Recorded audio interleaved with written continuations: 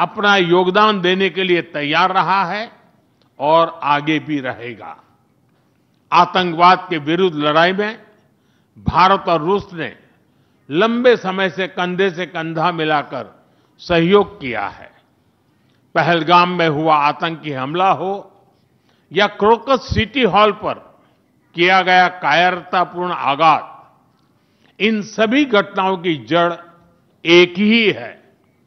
भारत का अटल विश्वास है कि आतंकवाद मानवता के मूल्यों पर सीधा प्रहार है और इसके विरुद्ध वैश्विक एकता ही हमारी सबसे बड़ी ताकत है। भारत और रूस के बीच यूएन, G20, ब्रिक्स, एससीओ तथा अन्य मंचों पर करीबी सहयोग रहा है। करीबी तालमेल के साथ आगे बढ़ते हुए हम इन सभी मंचों पर अपना संवाद और सहयोग जारी रखेंगे।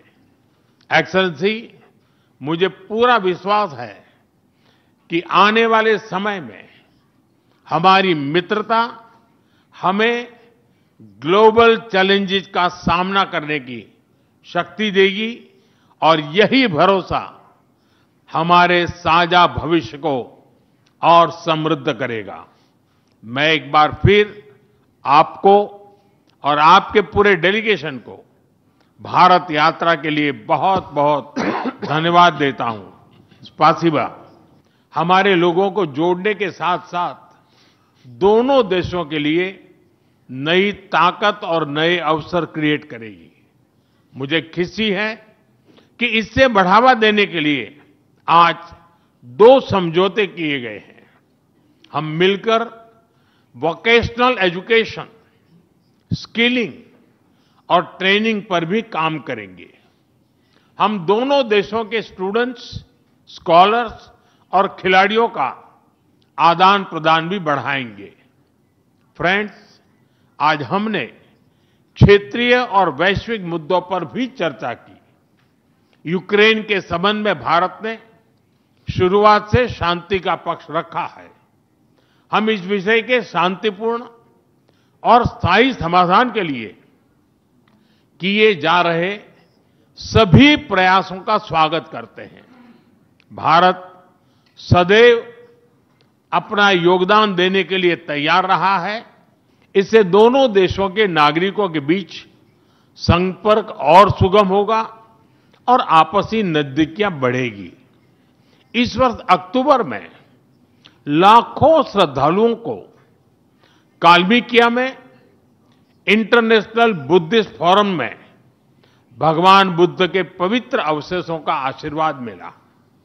मुझे खुशी है कि शीघ्र ही हम रूसी नागरिकों के लिए निःशुल्क 30 डे ई टूरिस्ट वीजा और 30 डे ग्रुप टूरिस्ट वीजा की शुरुआत करने जा रहे हैं। मैन पावर मोबिलिटी हमारे लोगों को जोड़ने के साथ साथ दोनों देशों के लिए नई ताकत और नए अवसर क्रिएट करेगी। मुझे खुशी है कि इससे बढ़ावा देने के लिए आज 2 समझौते किए गए हैं। हम मिलकर वोकेशनल एजुकेशन, स्किलिंग और ट्रेनिंग पर भी काम करेंगे। हम दोनों देशों के स्टूडेंट्स, स्कॉलर्स और खिलाड़ियों का आदान प्रदान भी बढ़ाएंगे। फ्रेंड्स, आज हमने क्षेत्रीय और वैश्विक मुद्दों पर भी चर्चा की। यूक्रेन के संबंध में भारत ने शुरुआत से शांति का पक्ष रखा है। हम इस विषय के शांतिपूर्ण और स्थायी समाधान के लिए किए जा रहे सभी प्रयासों का स्वागत करते हैं। भारत सदैव अपना योगदान देने के लिए तैयार रहा है और आगे भी रहेगा। अपना योगदान देने के लिए तैयार रहा है और आगे भी रहेगा। आतंकवाद के विरुद्ध लड़ाई में भारत और रूस ने लंबे समय से कंधा मिलाकर सहयोग किया है। पहलगाम में हुआ आतंकी हमला हो या क्रोकस सिटी हॉल पर किया गया कायरतापूर्ण आघात, इन सभी घटनाओं की जड़ एक ही है। भारत का अटल विश्वास है कि आतंकवाद मानवता के मूल्यों पर सीधा प्रहार है और इसके विरुद्ध वैश्विक एकता ही हमारी सबसे बड़ी ताकत है। भारत और रूस के बीच यूएन, G20, ब्रिक्स, एससीओ तथा अन्य मंचों पर करीबी सहयोग रहा है। करीबी तालमेल के साथ आगे बढ़ते हुए हम इन सभी मंचों पर अपना संवाद और सहयोग जारी रखेंगे।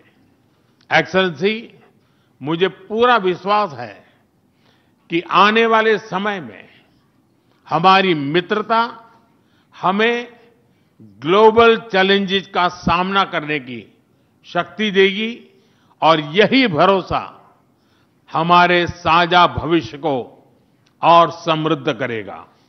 मैं एक बार फिर आपको और आपके पूरे डेलीगेशन को भारत यात्रा के लिए बहुत बहुत धन्यवाद देता हूं। स्पासिबा। हमारे लोगों को जोड़ने के साथ साथ दोनों देशों के लिए नई ताकत और नए अवसर क्रिएट करेगी। मुझे खुशी है कि इससे बढ़ावा देने के लिए आज 2 समझौते किए गए हैं। हम मिलकर वोकेशनल एजुकेशन, स्किलिंग और ट्रेनिंग पर भी काम करेंगे। हम दोनों देशों के स्टूडेंट्स, स्कॉलर्स और खिलाड़ियों का आदान प्रदान भी बढ़ाएंगे।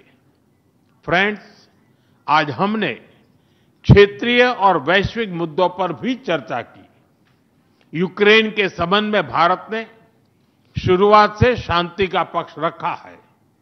हम इस विषय के शांतिपूर्ण और स्थायी समाधान के लिए किए जा रहे सभी प्रयासों का स्वागत करते हैं। भारत सदैव अपना योगदान देने के लिए तैयार रहा है। इससे दोनों देशों के नागरिकों के बीच संपर्क और सुगम होगा और आपसी नजदीकियां बढ़ेगी। इस वर्ष अक्टूबर में लाखों श्रद्धालुओं को काल्मिकिया में इंटरनेशनल बुद्धिस्ट फोरम में भगवान बुद्ध के पवित्र अवशेषों का आशीर्वाद मिला। मुझे खुशी है कि शीघ्र ही हम रूसी नागरिकों के लिए निःशुल्क 30 डे ई टूरिस्ट वीजा और 30 डे ग्रुप टूरिस्ट वीजा की शुरुआत करने जा रहे हैं।